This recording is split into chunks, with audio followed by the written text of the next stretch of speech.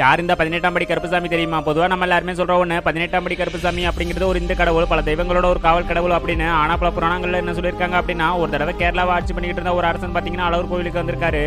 அதுக்கு முன்னாடி யாருக்கெல்லாம் கடவுள் நம்பிக்கை இருக்கோ அவங்க எல்லாரும் லைக் பண்ணுங்க. அதோட உங்களுக்கு பிடிச்ச கடவுள் யாரு அப்படிங்கிறத கமெண்ட்ல சொல்லுங்க.